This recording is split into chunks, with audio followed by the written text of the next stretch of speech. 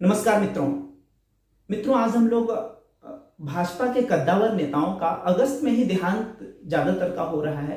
इस विषय में समझने की कोशिश करेंगे कि ऐसा क्यों हो रहा है। क्या ये आगे भी इसी प्रकार से चलता रहेगा? क्या वजह है कि अगस्त में ही अटल बिहारी वाजपेयी, सुषमा स्वराज जी, अरुण जेटली जी, कल्याण सिंह जी, सब ये अगस्त में ही इनका देहांत हुआ और पिछले 3 साल के भीतर ही ऐसा हम लोग देख रहे हैं कि क्या हो रहा है। वैसे तो कोरोना का काल है, बहुत सारे लोग गुजरे, लेकिन भाजपा के भी बहुत सारे लोग गुजरे, दूसरी पार्टियों के भी गए, लेकिन भाजपा के जो कद्दावर नेता थे वो पिछले 3 साल में हम लोग देख रहे हैं कि अगस्त का महीना उनके लिए काल साबित हो रहा है। तो ये अगस्त भाजपा के लिए इतना खूनी क्यों है, इसको थोड़ा हम लोग समझने की कोशिश करेंगे। क्या मामला है, कि अगस्त से मामला है या फिर दशाएं ऐसी चल रही हैं या कोइंसिडेंट है, क्या मामला है। जैसे 16 अगस्त 2018 को अटल बिहारी वाजपेयी जी का देहांत हुआ, उसके बाद 6 अगस्त 2019 को सुषमा स्वराज जी का देहांत हुआ, फिर अरुण जेटली जी का देहांत जो है उसी साल 24 अगस्त को हुआ 2019 में ही।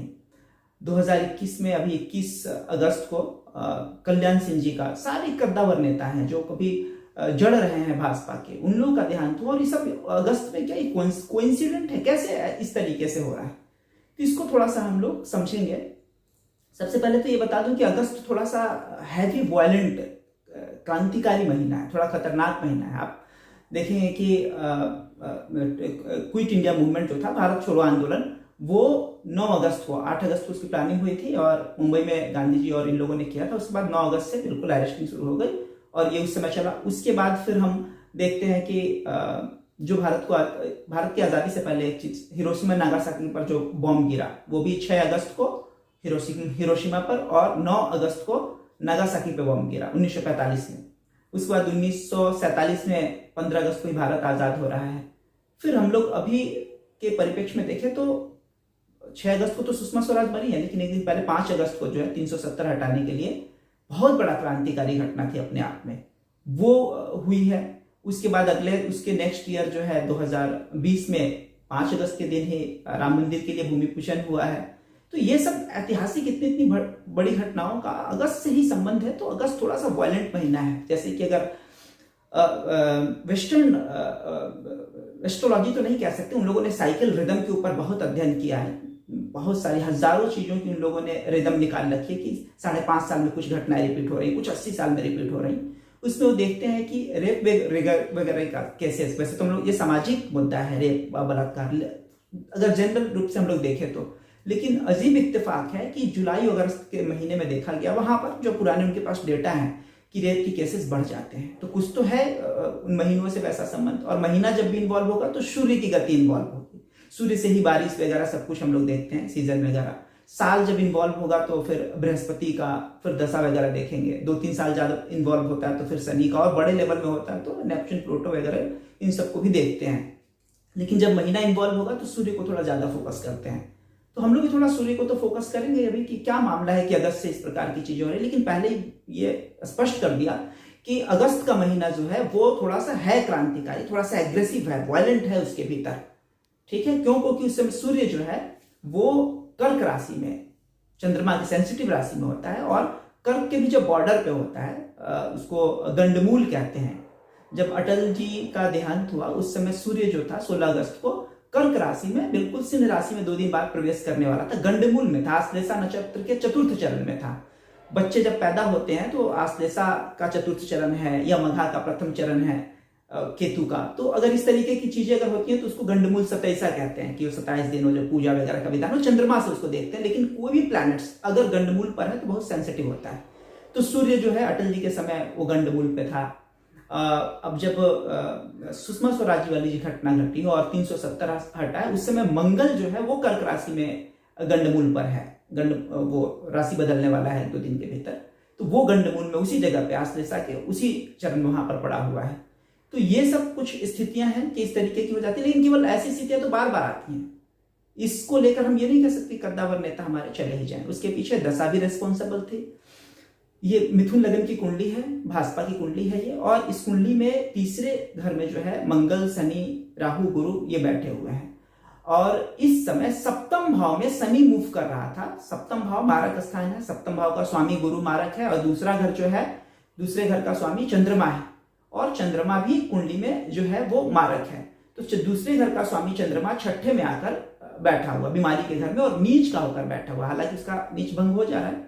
इसी कारण चंद्रमा की दशा में भाजपा को भी सत्ता तो मिला, लेकिन चंद्रमा जो बीमारी के लिए रेस्पॉन्सिबल है, चंद्रमा की दशा, चंद्रमा में शनि की दशा जब चल रही थी तो अटल जी का देहांत हुआ।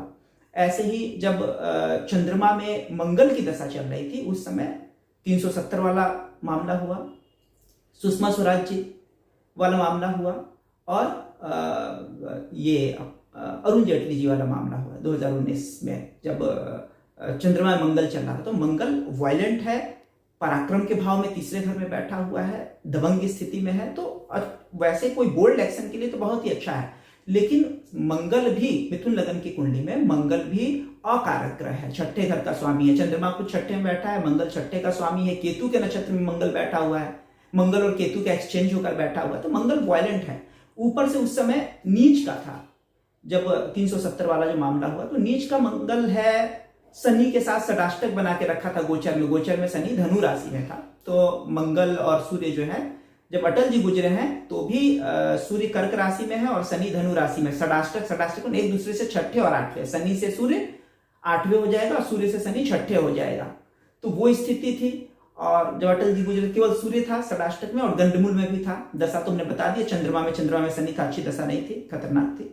इसके बाद जब सुषमा स्वराज जी अरुण जेटली गए हैं तो उसमें चंद्रमा में मंगल की दशा अच्छी नहीं है, लेकिन वो महीना कौन सा होगा जब घातक हो सकता है इनके लिए, तो जब कर्क राशि में सूर्य भी था और मंगल भी था, मंगल गंडमूल में था, नीच का था उस समय, और शनि से षडाष्टक, शनि से मंगल अगर षडाष्टक हो तो तूफान, भूकंप, ऐसी बड़ी घटनाएं, पूरा उस समय कश्मीर में बिल्कुल से आर्मी लगा दी गई थी और दूसरी चीजें बिल्कुल उन जिन लोगों के साथ बुरा हुआ उनकी दृष्टि से देखिए उनके लिए तो आफत ही होगी, उनका साम्राज्य खत्म हो गया, वर्षों से दशकों से जो चल रहा था उनका साम्राज्य वो मिट गया।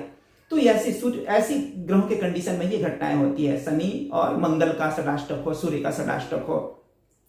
लेकिन मंगल नीच का था तो एक कट मार के देगा आपको, कुछ न कुछ एक दिक्कत, एक कष्ट के साथ देगा। तो 5 तारीख को ये हुआ, 6 तारीख को ऐसी घटना हुई कि जश्न ठीक से नहीं मना पाए हम लोग सुषमा स्वराज जी के देहांत होने की वजह से। उसके बाद जो है अरुण जेटली जी का जब देहांत हुआ तो फिर मंगल जो है, शनि मंगल राहु गुरु जहां तीसरे घर में वहां मूव कर गया था। और ये गोचर के शनि से मंगल का ये मूवमेंट भी अच्छी नहीं है। ट्रायन के प्लेनेट को दक्षिण भारत में एक मान के काउंट करके उसको रेड करते हैं कि शनि अगर सप्तम में बैठा है और वहां पे तीसरे घर में इतने 4 ग्रह बैठे, मंगल वहीं से जा रहा है, तो थोड़ा सा इसको ठीक नहीं मानते हैं। सूर्य भी जो है वो भी उस जगह पे आ गया था 3rd हाउस में, तो थोड़ा सा इसको डेंजर मानते हैं। और अभी की जो कंडीशन थी कि शनि जो है, कल्याण सिंह जी जब गुजरे हैं तो दशा बहुत ही घातक थी। चंद्रमा में गुरु की दशा, चंद्रमा भी मारक होता है मिथुन लग्न के लिए और गुरु भी मारक होता है, दूसरे घर का स्वामी और सप्तम भाव का स्वामी। चंद्रमा दूसरे घर का स्वामी है, इसको मारक है, और गुरु सप्तम भाव का स्वामी है, इस कारण मारक है।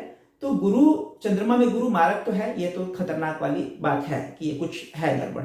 अब बात यह है कि गोचर में स्थिति कैसी है, तो अष्टम भाव में शनि बैठा था। यही अष्टम का शनि जो है इतना सेकंड वेव ला रहा है, दुनिया भर की चीजें ला रहा है। अष्टम में शनि बैठा हुआ ठीक नहीं है। आयु का भाव में शनि अपने घर में बैठा ठीक है, लेकिन मिथुन लग्न के लिए शनि शुभ और अशुभ दोनों फल अपने भीतर रखता है। 9वें भाव का भी स्वामी है और वो अष्टम भाव का भी स्वामी है, इस कारण केवल शुभ शुभ नहीं रख पाता है, तो अष्टम भाव का स्वामी है। और इस जगह पे शनि बैठा हुआ है अष्टम भाव में।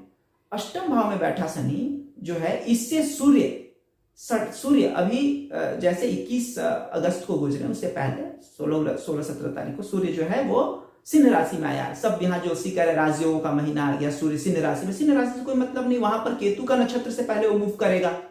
मघा नक्षत्र है सिंह राशि में, पहले 13 दिनों तक, 13 डिग्री 20 मिनट तक जो है वो मघा नक्षत्र है। और उसी नक्षत्र में मंगल, राहु, गुरु भाजपा की कुंडली में बैठे हुए, उनके ऊपर से गोचर करेगा। तो ये डेंजर फेज था, वो 13 दिन खतरनाक था।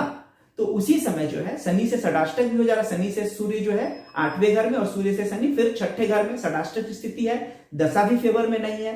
और अगस्त जो है वो थोड़ा खूनी है भी अपने आप में, प्रवृत्ति भी है, तो वो इस कारण इस तरीके का स्थिति बनी कि फिर कल्याण सिंह जी गुजरे। हाँ, उस व्यक्ति जो गुजरेगा ये हम लोग रेट कर सकते हैं कि कुछ ना कुछ होने वाला, लेकिन कौन जाएगा ये उस व्यक्ति की पर्सनल कुंडली पर डिपेंड होता है। अगर उसकी कुंडली अगर मजबूत है तो वो नहीं जाएगा, कोई और जाएगा। जैसे आप आगे कब तक चल सकता है इस तरीके की स्थिति, यह तो खराब स्थिति है। तो अभी हम देखें कि जुलाई 2022 से लेकर जनवरी 24 तक जो है अभी चंद्रमा में शनि की दशा आएगी अगले साल से। शनि अच्छा बुरा दोनों का मिक्सचर है, तो शनि जो है इसलिए ये स्थिति चंद्रमा में शनि की स्थिति भी ठीक नहीं है। तो 2022 में भी अगस्त जुलाई इन सब के आसपास सितंबर ये थोड़ा सा सेंसिटिव पीरियड होगा, और 2023 में भी। उसके बाद जरूरी नहीं है, अन्य कारणों से जो भी दिक्कतें होंगी इस कारण से जो अभी जो कारण बनी हुई है इसकी वजह से भाजपा नेताओं की मृत्यु वगैरह के योग के अभी केवल शनि तक ही रहेगा, चंद्रमा में शनि। जनवरी 2024 तक जो है वो जब चंद्रमा में शनि चल रहा है तब तक ही है, जब जो जिस अगस्त की हम लोग बात करें कि हर बार थोड़ा सा डेंजर साबित हो जा रहा है, तो वो तब तक ही है। और स्पेशली 2022 से भी ज्यादा 2023 के लिए कि जनवरी 2023 में शनि मकर से कुंभ में चला जाएगा, और जब वो कुंभ में जाएगा तो बुध और केतु के ऊपर से मूव करेगा और बिल्कुल सामने तीसरे घर में बैठे हुए प्लैनेट्स को देख रहा है, और तीसरे में जैसे ही मंगल सूर्य जैसे प्लैनेट आमने सामने आ जाएंगे तो महीना फिर फैटल हो जाएगा। तो फिर 2022 मिस कर सकता है, लेकिन 2023 में जो है फिर से रिस्क है। भाजपा नेताओं को थोड़ा ध्यान रखने वाली बात है कि 2023 में जब शनि केतु के ऊपर मूव करेगा, आमने सामने होगा, तो थोड़ा सा उस समय रिस्क है। एक बात और बता दूं कि उस समय उस साल की वर्ष कुंडली भी मायने रखती है, उस व्यक्ति की तो मायने रखती है, लेकिन भाजपा की भी। अब जैसे अटल जी जिस साल गुजरे हैं उस साल मुंथा जो है बहुत महत्वपूर्ण प्लैनेट है। मुंथा ऐसे तो नहीं देखते, वर्ष कुंडली में देखते हैं कि मुंथा किस जगह बैठा है। अगर छठे, आठवें, 12वें बैठा है तो ये अच्छी बात नहीं मानते हैं। तो अटल जी जिस साल गुजरे उस साल मुंथा जो है छठे घर में बैठा हुआ था। छठा घर बीमारियों का है, तो ये एक नेगेटिव बात थी उस साल के लिए। और अभी कल्याण सिंह जी जब गुजरे हैं तो मुंथा जो है वो 12वें घर में बैठा हुआ है। 12वें घर में बैठा हुआ है तो वो भाई ये स्वाभाविक बात है, खतरनाक स्थिति है। 12वां घर हॉस्पिटल है, जेल है, परलोक है, यहाँ से निकलने की स्थिति है। तो मुंथा की पोजीशन भी देखी गई। तो सारा मिला के देखें कि ये अगस्त वाला जो मामला है तो खतरनाक है। अगस्त का महीना थोड़ा सा सेंसिटिव है, लेकिन ये लगातार चलने वाला नहीं है, ये बस अब 2-3 साल थोड़ा सा और, क्योंकि चंद्रमा की जो दशा चल रही है ना, चंद्रमा मार्केस है अपने आप में, उसमें गुरु की मूवमेंट, शनि की मूवमेंट थोड़ा सा डेंजर। देखिए चंद्रमा में गुरु में कद्दावर चला गया, तो शनि में जो 2 बार फिर से जब आएगा वो मूवमेंट, जब षडाष्टक शनि से आमने सामने बन सकता है जुलाई अगस्त।